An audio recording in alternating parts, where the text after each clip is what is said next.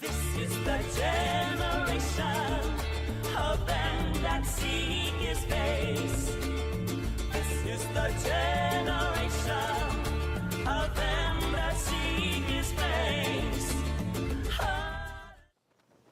Shabbat Shalom. We want to welcome each and every one of you here to Olive Tree Congregation, Olive Tree Fellowship in Albuquerque, New Mexico for our Torah Unleashed teaching.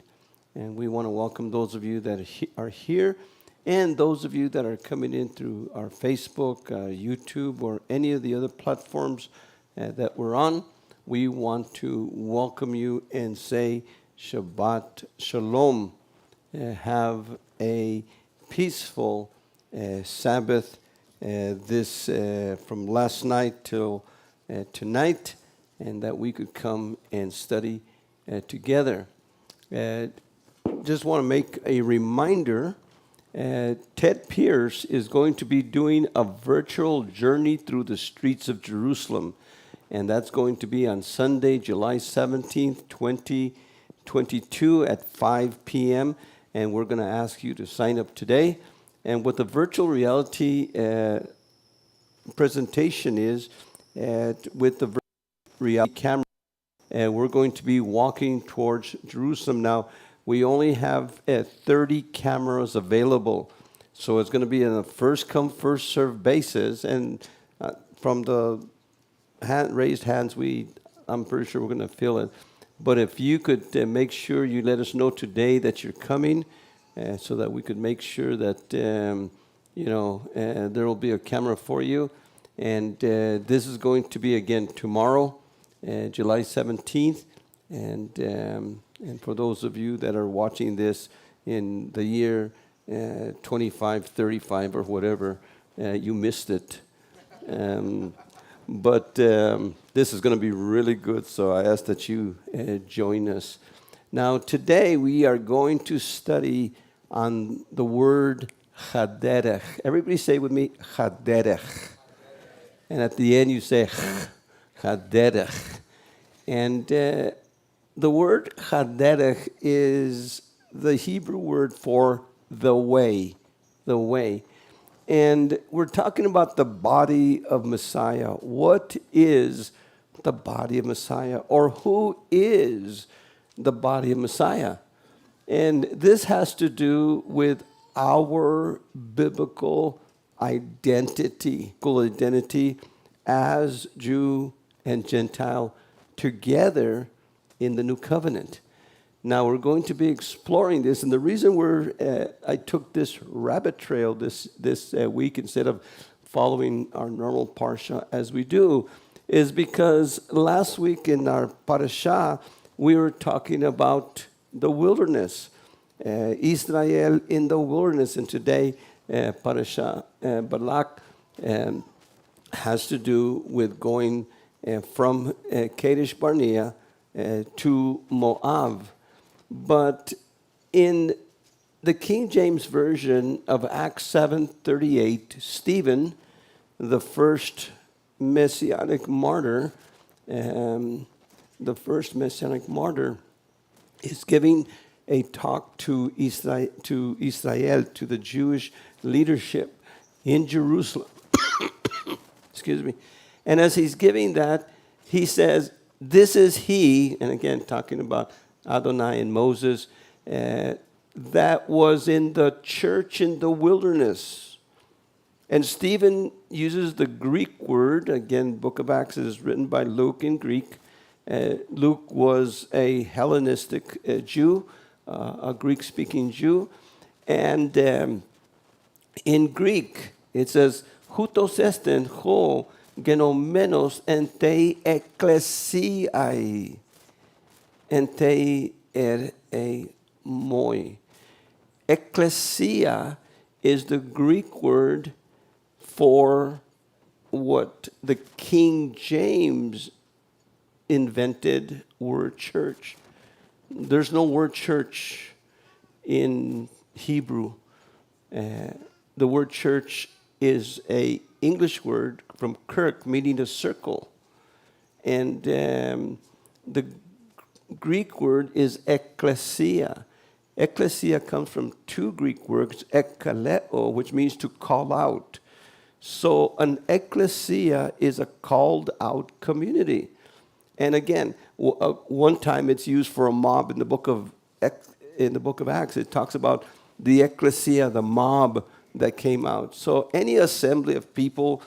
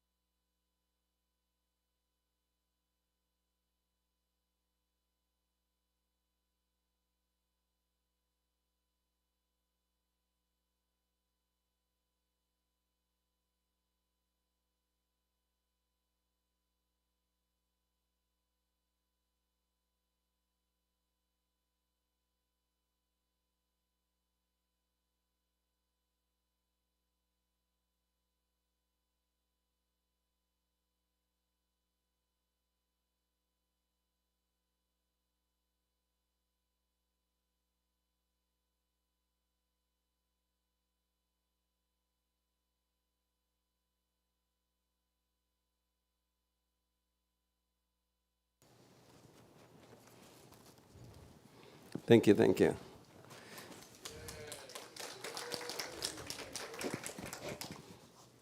Sorry about that, YouTubers. But the only one we have to blame, he didn't hear me before, is there's someone that sits right there that usually has me going, but he is feeling sick today, so he wasn't here.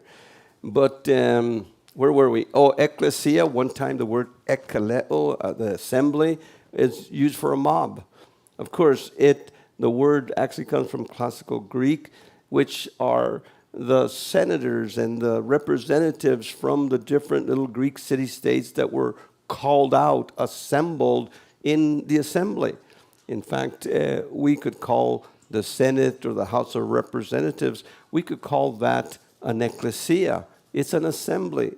Ecclesia or iglesia in Spanish doesn't necessarily mean a religious group or religious meeting like today, but it could be any assembly. Now again, the Hebrew word there is the word kahal, kahal, which means a called out community also. So what is the identity of the kahal? In the wilderness, as Israel was going from, they went from Goshen to Sinai, from Sinai to Kadesh Barnea. They spent 40 years from Kadesh Barnea wandering in the desert. They go back to Kadesh Barnea, and then they go to Moab, get ready to cross into the promised land, all in 40 years. They were called the kahal in the wilderness. Again, King James, the church in the wilderness. What is the identity of this kahal? What is the kahal? And let's start from the beginning. And as we start from the beginning,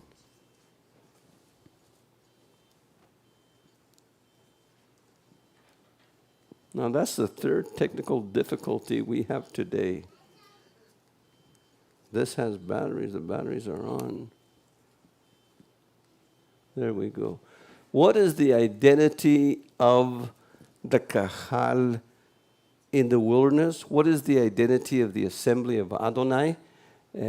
What is the assembly? When you think of Judaism and Christianity, and what is the assembly? What does the word kahal, ecclesia, mean? Well, first of all, it is not Judaism in its orthodox, conservative, reform, Karaite forms, or in Ashkenazi or Sephardic traditions. You know, when people, maybe Jews themselves that are in the Jewish religion, when they look at themselves, they see themselves as the kahal. They see themselves as the body of Adonai. But the kahal in the wilderness, the body in the wilderness, is not Judaism today. In Orthodox, conservative, the Karaites, and by the way, the Orthodox, conservative, and Reform are rabbinic. They follow the Pharisee rabbinic traditions. The Karaites do not follow the rabbinic traditions. And then there's Ashkenazi and Sephardic traditions. Ashkenazi is the Jews that are from Northern Europe. The Sephardic traditions are the Spanish Jews. Our ancestors come from the Sephardic tradition, Sephardic Jews from Spain, or Spanish Jews. And so the kahal is not found in here. There might be traces of it in here, but it's not found in here. It's also not found in Christianity in its Catholic or Protestant forms. Now, Christianity actually uses the word church. We go to church. I belong to this church. But just because you use the word church, ecclesia, does not mean that that is the biblical kahal or biblical ecclesia. It is not found in Messianic Judaism. It's not found in the Hebrew Roots Ministry or ministries, because there's all kinds of Hebrew Roots ministries out there. It's not found in the two-house Ephraimite groups. It's not found in the Sacred Name ministries. Again, there's many of those. And it's not found in what is called today pronomian Christianity. Now, every one of these, and most of you that are listening to us, especially over the internet, as we've gotten comments from you all, many of you belong to many of these different groups. Many of you belong to many of these different groups. And the identity of the kahal is not within any of these groups. Now, all these groups might have a facet of the kahal, a facet of the kahal, but not one group entails what the kahal really is. And we still need to explore, probably at another time, what is really the kahal, and how does our particular congregation or your particular congregation, your fellowship, how do we, or how are we that kahal, or what are the areas where we need to even go, progress, follow, so that we could really be the kahal? Because since I was a little boy, again, I've mentioned in my testimony that I've really been interested in studying about the church, the kahal, and in the schools that I've been to, church history was one of my second majors. I minored in church history. I've always loved church history, and I've always studied it. And again, because I was a Catholic priest, I went to a Catholic school, I was a minister, went to Protestant schools, evangelical schools, and studied in Hebrew and Israel. And it seems that Adonai has opened my eyes to what we should not be, but what we should be. And how do we get there? Because none of us here have gotten there yet. Our congregation, the Olive Tree, hasn't gotten there yet. In fact, I named this congregation Olive Tree because of my search for the true kahal, the true olive tree. I want to find out what is the true ecclesia, the true kahal. And this is my pursuit. I want to pursue that. And so none of these that we are or have been are the true kahal. Now we're going to study about HaDerech, which means the way. What is the body of Messiah? What is our biblical identity? When we know now what we are not. We're not these things, but what are we? It all begins with our father Abraham. It always begins with our father Abraham, and as we are descendant of Abraham, either physically or spiritual children of Abraham, Abraham is our father together. Now, I want you to turn to Genesis 18:19 with me. Turn to me with Genesis 18:19. And there, in verse 19, it says about Abraham. Abraham is interceding. This is the whole situation with Sodom and Gomorrah, if you remember. And Abraham is interceding, and Adonai is, shall I conceal what I'm going to do with Sodom and Gomorrah? And the LGBT community there in Sodom and Gomorrah, shall I conceal what I'm going to do with them? And watch what verse 19 says. For I have singled him out to command his sons and his household after him to maintain, to keep, to guard the way of Yahweh, HaDerech Yahweh. This is the first time we find the word HaDerech there in reference to the way of Yahweh. By just and upright living. And so Adonai says, I've singled him out. In the parasha of Bereshit 12:1, it says, Lech lecha, arise, come out for yourself, Avram, and I will bless you. I will give you a seed. I will give you a land. Adonai promised to Abraham in Lech lecha, a land, a seed, and a blessing.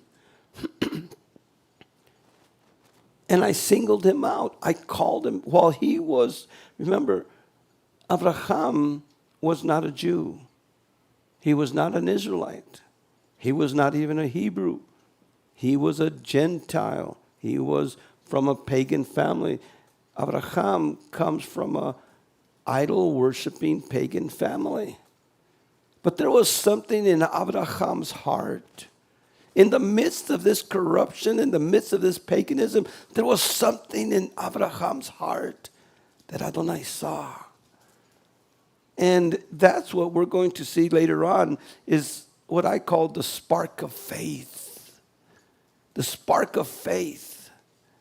And the spark of faith has to do with that there was something in Abraham's heart that he saw around him and he disagreed, he didn't accept. But there was something in him that made him want to find and search.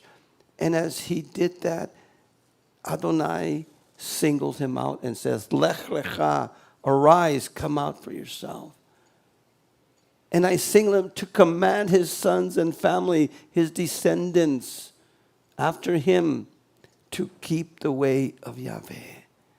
By the way, every one of you here, because you're here, have been singled out. You've been called from your mother's womb. You're not here by accident. You're not here because you decided to be more religious.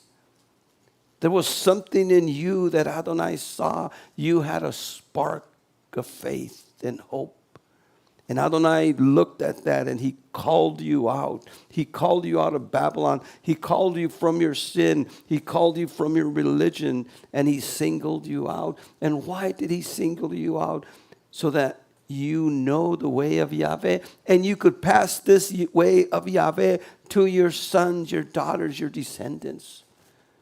By doing what is upright, righteousness, tzedakah. By doing tzedakah, by doing righteousness, by being right, by being just. In other words, righteousness means right living, living right. Living right because it's been given to us. Abraham believed, he trusted, he faithed. In fact, the word faith is in the sense of he faithed it, he trusted. Yahweh, and Yahweh counted that as righteousness. And so the moment Adonai spoke to Abraham, Lech Lecha, do this, do that, Abraham obeyed, and Adonai says, this is a righteous man. And he imputed righteousness on him. When we believe the word of Yeshua, we are imputed righteousness. The word says, he who knew no sin became sin, so that those who knew no righteousness might become the righteousness of Adonai. And so he has given us his righteousness. He traded his righteousness for our sin. He took our sin and gave us his righteousness. Now that's not fair. That's not fair at all. He doesn't deserve my sin. I don't deserve his righteousness. But by his love, he made that transfer. He wants us to follow the way of Yahweh by doing what is righteousness. Now, Genesis 26:5, go with me to Genesis 26:5. And here in Genesis 26, again, verse 5.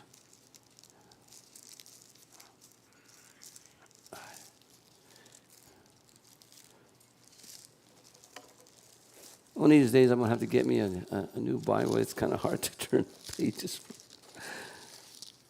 26:5 here. And it says there, again, this is when Isaac is at Gerar, and he's talking, giving the blessing, the same blessing that Adonai gave of a land, seed, and a blessing to Abraham. He gives it to Isaac. And he says, in return for Abraham's obedience. Remember, he was obedient. He followed the way of Yahweh by doing what is just. In return for Yahweh's obedience, for he kept my charge, my mitzvot, my commandments, my hukim, my statutes, and my Torah. Look at that. He kept what? My Torah. Stop. Hold your horses, somebody's going to say. I thought the Torah didn't come until Moses. No, the covenant came with Moses. Mishpatim, Hukim came with Moses. Laws, statutes, precepts. All these came with Moses. The Torah is eternal. In fact, the Torah, the word Torah means the instructions, the teachings, the doctrine. And so we are told here that Abraham kept Adonai's charge, his keep, his way, kept his mitzvot, his commandments. He kept his statutes, his hukim, and he kept Torah. You see, from the time of our father Adam, from the time of the garden, Adonai started giving the Torah to mankind. In fact, the first commandment in Torah that he tells when he creates the man and the woman, he says, be fruitful and multiply. That's the first Torah. That's the first doctrine. The doctrine of marriage, the doctrine of a man and a woman coming together, being fruitful and multiplying. Therefore shall a man leave his father and mother, cleave to his wife, and the two shall become echad. That's the first commandment. Think of the first commandment is marriage. And that has followed in every culture, even the post-flood cultures. As they spread out throughout the whole world, that concept has followed. Yeah, it's been broken. Like any command is broken. Like any other thing, people want to do their own thing. Adonai taught Adam about sacrifice. The sacrificial system did not begin with Moses. Yeah, it was written down by Moses, But the sacrificial system began in the garden. In fact, Adonai was, as we've said many times, Adonai is the first person to sacrifice. And Adonai sacrificed a lamb to cover the guilt and shame of Adam and Eve. Blood was shed, innocent blood was shed to cover them, kippor, Adam and Eve. And so the Torah, the instructions, the way of Yahweh started in the garden. How did Noah know about clean and unclean? Adam through Noah, of course, in the time of Adam to Noah, nobody ate any animals. But they knew which were the clean animals and they knew which were the unclean animals. Because he tells Noah, Noah, I want you to take one pair, the male, the female, of the unclean animals, and I want you to take 7 pairs, the male and the female, of the clean animals. How did Noah know that if he hadn't been taught that? And afterwards, after the flood, Noah sacrificed only of the clean animals. How did they know about clean and unclean? Adonai taught them the Torah, the instructions of Adonai, the way of Yahweh. Started with Adam, with Abraham, with Noah, and with the sons of Shem, coming all the way down also to us, from Noah to us. He followed, he kept my Torah. That means that when was Shabbat given? Shabbat wasn't given to Moses. The 4th commandment isn't the beginning of Shabbat. Adonai gave Shabbat to Adam. Man was created on the 6th day. Man was created on the 6th day, male and female, he created them. On the 7th day, Adonai ceased from his labor and blessed and set Shabbat, the 7th day, apart. That means that Adam and Eve's first day was Shabbat. Their first day was Shabbat. And if Adonai gave Shabbat to Adam and Eve, and everything that Adonai had given to Adam and Eve was followed through Noah, through Abraham, and again through Moses, then we know that Abraham also was a Sabbath keeper. As Noah was a Sabbath keeper, as Adam was a Sabbath keeper. Everything is there. And we need to say, well, this happened, therefore this happens. And so it all begins with Abraham. Adonai called him out to start a family, to start a nation. And the purpose of Abraham to start this family is to usher in the Messiah. The Abrahamic descendants were not chosen for anything else but so that they could deliver the Messiah to the world. That a righteous way of life, the way of Yahweh, an assembly of people that would be called Israel would be there to bring in Messiah. And again, we could go on all kinds of rabbit trails from there, and my mind is just thinking of all the things we could do. But again, we only have a limited amount of time. And so we have Abraham. And Abraham, we're talking about HaDerech. And I want us to go in the New Covenant to some scriptures here.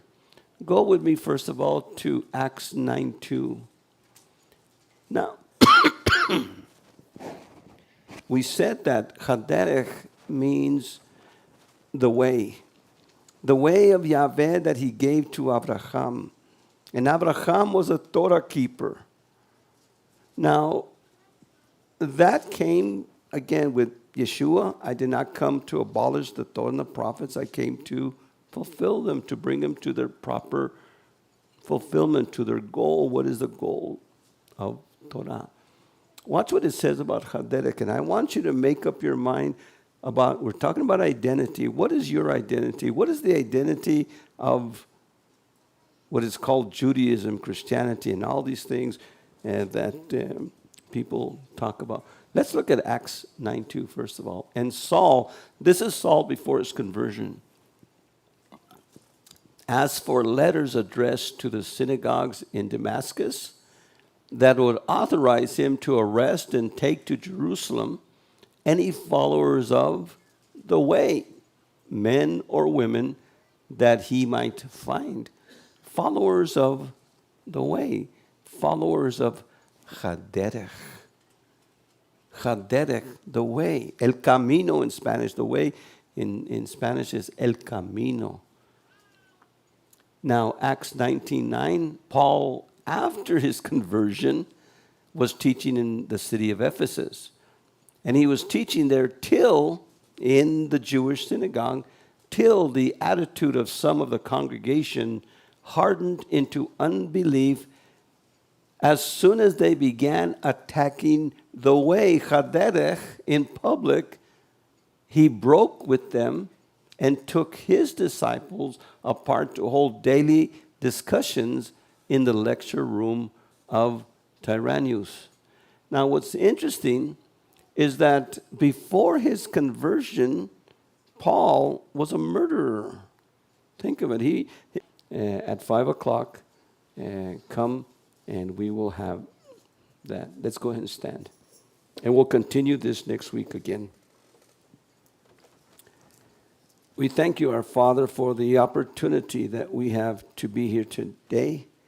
And we pray that as we study, as we continue our studies, that the raw materials that I gave your people today, that they could go home, Father, and that they could study to show themselves approved, that they could look what I taught to see if these things be so in your scriptures, in the Torah and the prophets, and that they might come, and together we could be the people of Elohim. Yevarechecha Yahweh va'ishmerecha, Ayir Yahweh panav elecha v'chunecha, Asa Yahweh panav elecha, v'yasem lecha. Shalom. May Yahweh bless you and keep you. May Yahweh make his face shine upon you and be gracious unto you.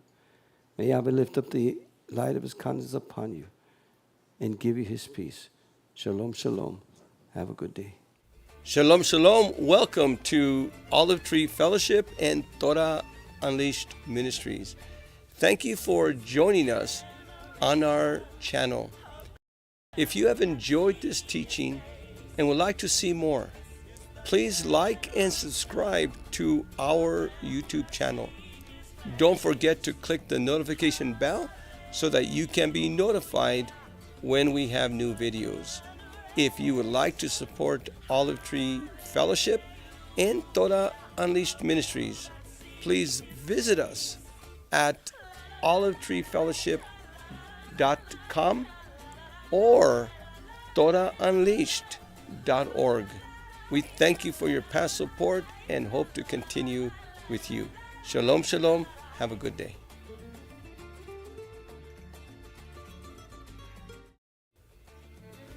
Shalom, shalom y bienvenidos a Olive Tree y a la Torah desatada.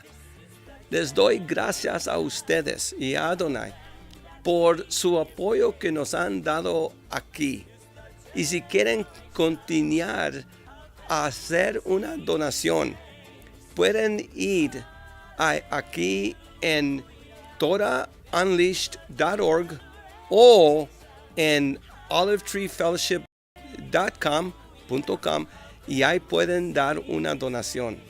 Su apoyo, su ayuda es importante en estos días. Shalom, shalom.